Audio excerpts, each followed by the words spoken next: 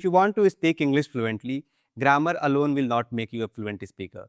But if you will maintain a balance, learning grammar and practicing speaking at the same time, then you will feel a lot confident. And confidence is key here.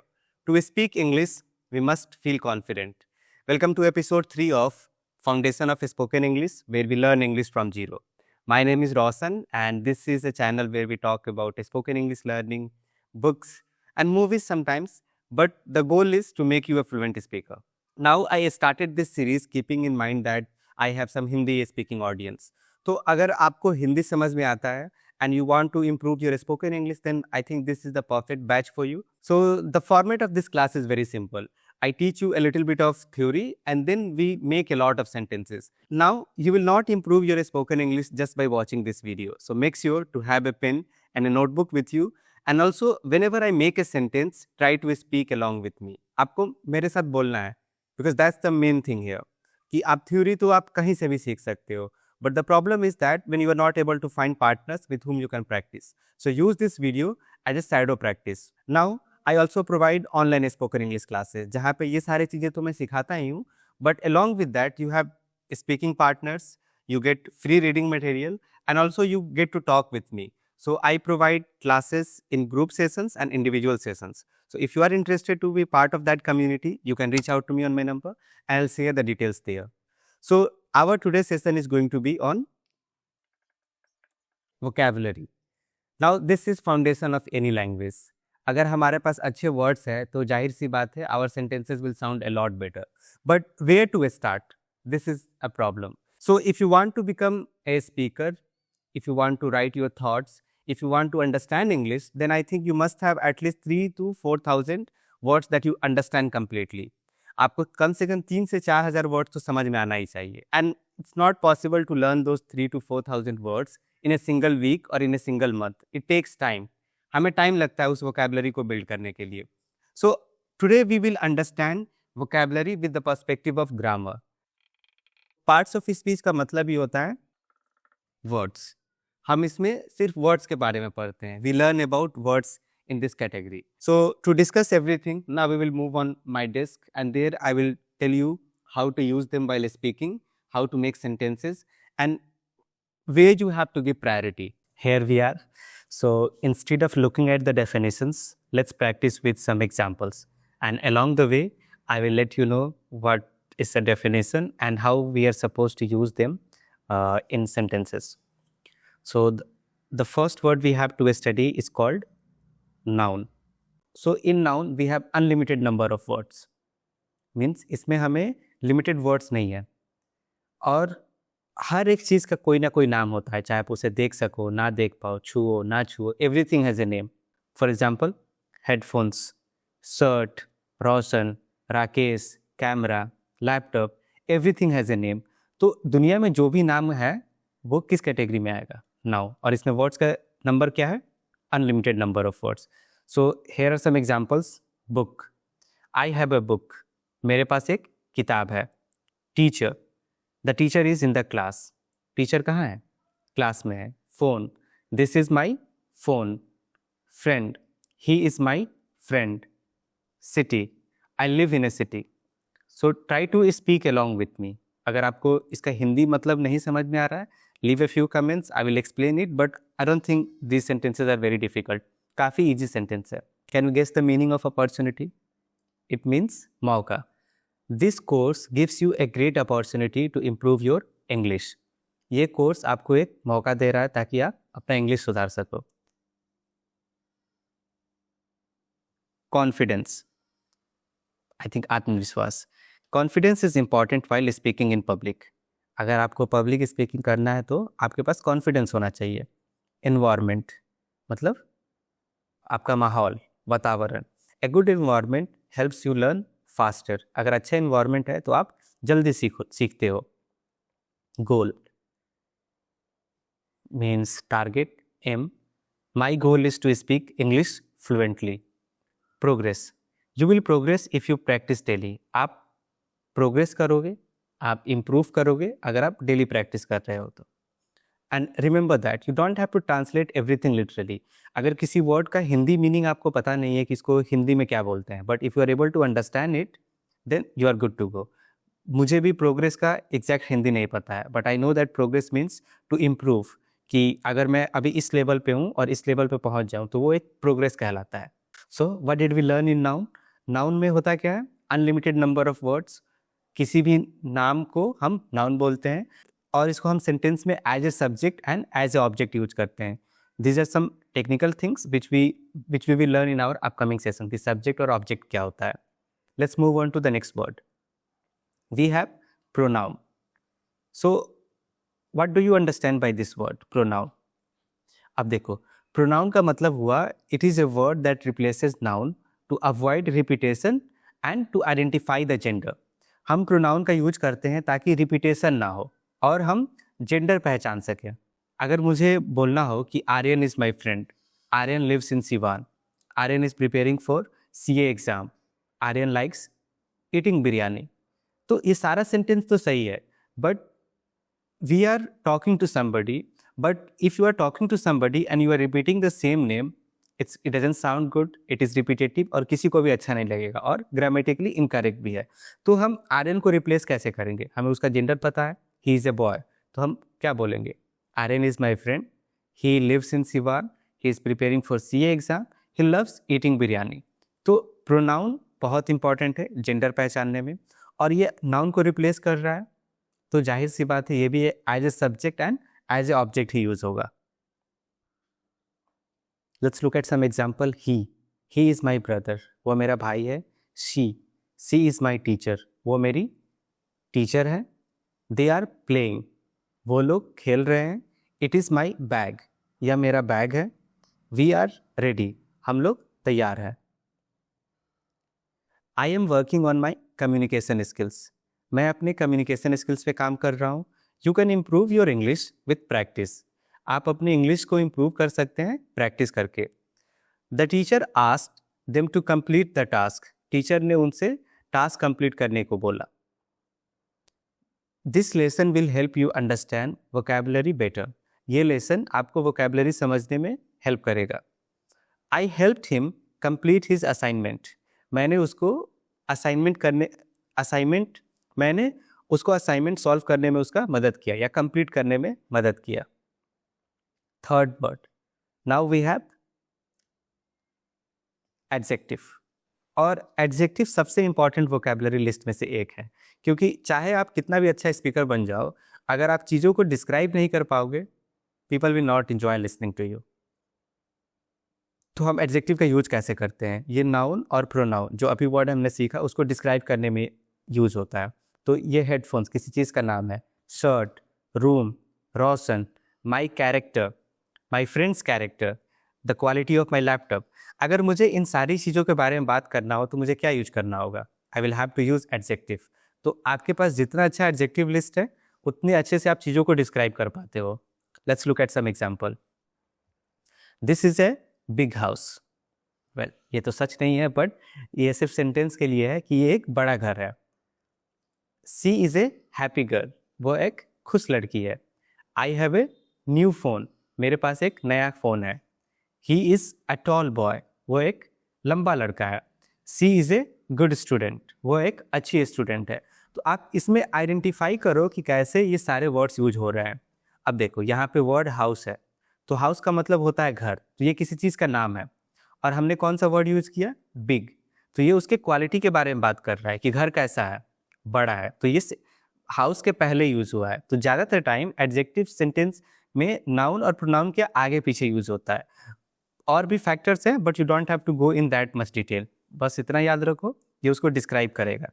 आप वही pattern पूरे sentence में notice करो and try to make your own sentences. Let's move ahead. English is an important skill for your future. English एक बहुत ही important skill है आपके future के लिए.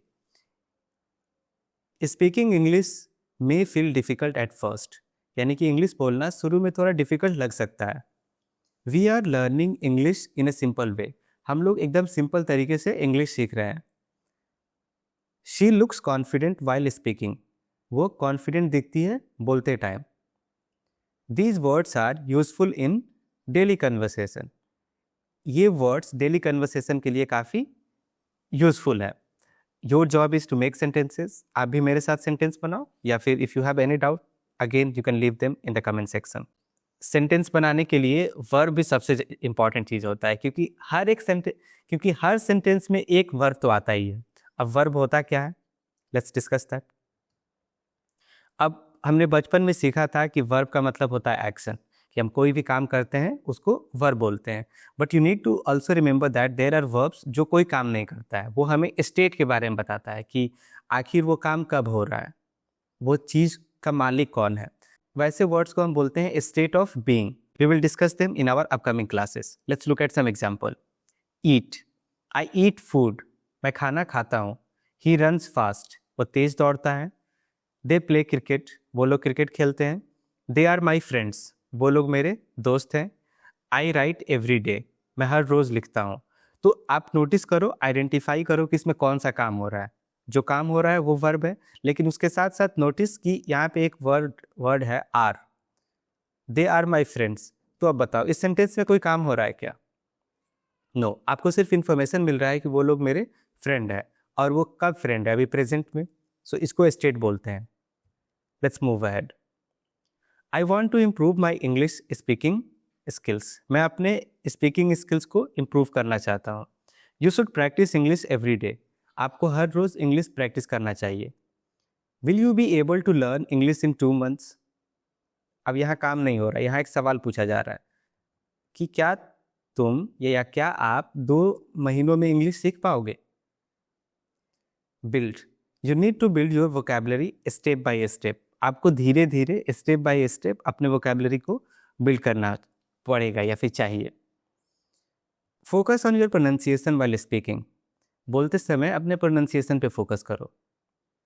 Word number 5, adverb. हम इसका यूज बहुत ज़्यादा करते हैं, लेकिन अच्छे स्पीकर्स एडवर्ब को ज़्यादातर अवॉइड करते हैं, but it's not a big deal. Adverb का मतलब होता है एक ऐसा वर्ड जो हमें और इन्फॉर्मेशन दे किसी एडजेक्टिव के बारे में और किसी वर्ब के बारे में। A little bit, it's not complicated. जैसे मुझे बोलना हो हैप्पीली, अब देखो हैप्पीली का मतलब क्या हुआ, खुशी से, लेकिन हैप्पी का मतलब क्या होता है, खुश। जैसे मैं बोलूँ आई एम हैप्पी, मैं खुश हूँ, तो ये मेरे कैरेक्टर के बारे में बता रहा है कि अभी मैं कैसा फील कर रहा हूँ। But look at this sentence, he dances happily, वो कैसे डांस करता है, खुशी से डांस करता है। तो डांस के बारे में ये एडिशनल इंफॉर्मेशन दे रहा है कि वह खुश होकर डांस करता है हैप्पीली। तो एक एडवर्ब का काम होता है कि एक वर्ब और एडजेक्टिव के बारे में और इन्फॉर्मेशन देना। स्लोली, सी स्पीक्स स्लोली, वो धीरे बोलती है। आई वेक अप अर्ली, मैं सुबह उठता हूँ। शी इज़ वेरी हैप्पी, वो काफ़ी खुश है। I always study at night, मैं हमेशा रात को पढ़ता हूँ। Try to speak clearly and confidently, कोशिश करो साफ साफ और कॉन्फिडेंटली बोलने का। यू शुड प्रैक्टिस रेगुलरली, तुमको डेली प्रैक्टिस करना चाहिए या रेगुलरली प्रैक्टिस करना चाहिए। You can easily improve with practice, तुम आसानी से इम्प्रूव कर सकते हो प्रैक्टिस के साथ। Listen carefully to the pronunciation, आपको प्रोनाउंसिएशन को ध्यान से मेरे प्रोनाउंसिएशन को सुनो। You will improve gradually over time, तुम धीरे धीरे इम्प्रूव करोगे। ग्रेजुअली का मतलब होता है स्लोली। अब जिस वर्ड के बारे में बात कर रहे हैं प्रीपोजिशन, ये काफ़ी कंफ्यूजिंग है। हम इसका डेफिनेशन को जान लें, वर्ड्स को जान लें, उससे कोई फ़र्क नहीं पड़ता है।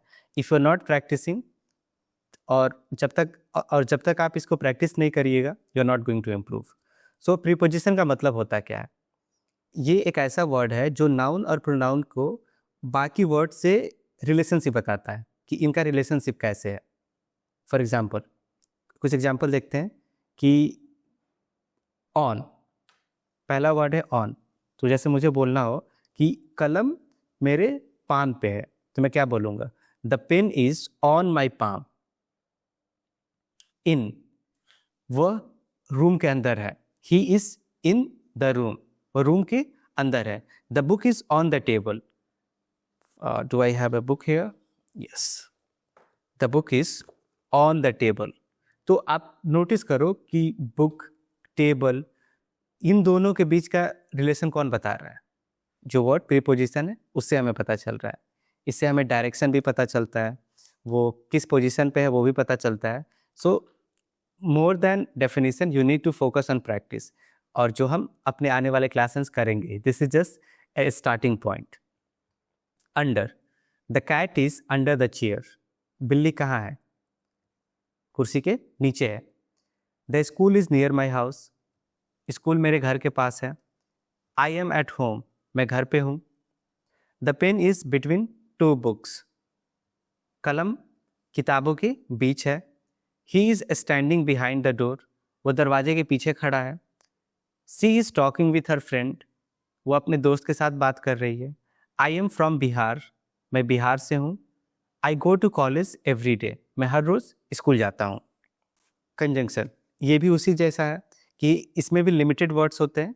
And guys I forgot to mention कि किस में लिमिटेड वर्ड्स होते हैं एडजेक्टिव के बाद. तो एडजेक्टिव में so in adjectives we have unlimited number of words. Verb में भी अनलिमिटेड नंबर वर्ड्स होते हैं, लेकिन इसमें दो पार्ट बटा हुआ है. जो हम आगे पढ़ेंगे इसमें कुछ लिमिटेड भी होता है और अनलिमिटेड भी होता है. Adverb unlimited, preposition limited, conjunction limited. अब ये दो सेंटेंस को, दो वर्ड को, दो फ्रेज को कनेक्ट करता है. That's the definition of conjunction. इसको कनेक्टिंग वर्ड्स को बोल सकते हैं. तो पहला वर्ड हमारे पास है and. I like T and coffee. मुझे चाय और कॉफ़ी दोनों पसंद है. He is poor but honest. वो गरीब है लेकिन ईमानदार है. I am happy because I passed. मैं खुश हूँ क्योंकि मैं पास हो गया. I was tired so I slept. मैं थक गया था इसीलिए सो गया. डू यू वॉन्ट टी और कॉफ़ी. आपको चाय या कॉफ़ी चाहिए. Although it is difficult I will not give up. भले ही ये मुश्किल है लेकिन मैं हार नहीं मानूंगा. While she was listening while I was speaking. जब मैं बोल रहा था वो सुन रही थी. I have improved since I started practicing. मैंने इम्प्रूवमेंट किया है या मैं इम्प्रूव कर गया हूँ जब से मैंने प्रैक्टिस स्टार्ट किया है. If you practise daily you will improve. अगर तुम डेली प्रैक्टिस करोगे तो तुम इम्प्रूव करोगे. I feel happy when I understand English. जब मैं इंग्लिश समझता हूँ मुझे काफ़ी खुशी मिलता है या मैं खुश हो जाता हूँ. Now interjection. अब देखो, इंटरजेक्शन का मतलब होता है एक ऐसा वर्ड जो किसी इमोशन को दिखाए. अब इसमें भी काफ़ी लिमिटेड वर्ड्स होते हैं. जैसे हम अपने से भी कुछ वर्ड्स बना सकते हैं. अगर हम कहीं चल रहे हैं और हमें चोट लग गया तो वो एक्सप्रेशन जो ऑटोमेटिकली निकलता है उसी को ही हम इंटरजेक्शन बोलते हैं. For example, wow this is beautiful. अब वाव का मतलब हुआ कि वो तुम्हारे सरप्राइज को दिखा रहा है कि ये कितना खूबसूरत है. ओह आई फॉरगॉट माई बुक. अब तुम फिर यहाँ बोल रहे हो कि अरे यार मैं तो अपने किताब ही भूल गया. उप्स आई मेड ए मिस्टेक. मेरे से गलती हो गई. तो इसका कोई लिटरल मीनिंग नहीं होता है. With emotions you use this words. Great, you read well. अब ये हमारे टोन पे डिपेंड करता है. अगर कोई गलती कर दिया तो हम भी बोलते हैं वाह ग्रेट जॉब. तो अब इस टोन को देखो, ये सरकास्टिक टोन है. तो यहाँ ग्रेट कैसे यूज हो रहा है कि उसको हम तारीफ नहीं कर रहे हैं, उसका हम मजाक उड़ा रहे हैं. ग्रेट, यू डिड वेल, आपने बहुत अच्छा किया, तो हम उसका यहाँ तारीफ कर रहे हैं. So it depends on your tone, how you are phrasing it और how you are saying it. Oh no it is raining. बारिश हो रही है, हम बाहर नहीं जा सकते. Amazing, your English has improved a lot. वाह, तुम्हारा इंग्लिश काफ़ी सुधर गया है. Fantastic, that was a great answer. काफ़ी शानदार आंसर था. Bravo, you spoke very confidently. तुमने बहुत कॉन्फिडेंट के साथ बोला. Well that was a smart response. वो एक अच्छा आंसर था. Hey listen carefully to this explanation. हम किसी को अपने तरफ दिखा रहे हैं. Listen carefully to this explanation. इस एक्सप्लेनेशन को ध्यान से सुनो. So this was an introduction class to parts of speech. I hope it was helpful. I know we didn't go in detail. हमने सिर्फ कुछ sentence examples देखा और उसका definition क्या है वो देखा. But in our upcoming classes, we will learn one word at a time. हम एक एक word को सीखना start करेंगे. We will start with now. और remember guys, the focus is to learn the basics, but at the same time we have to make a lot of sentences.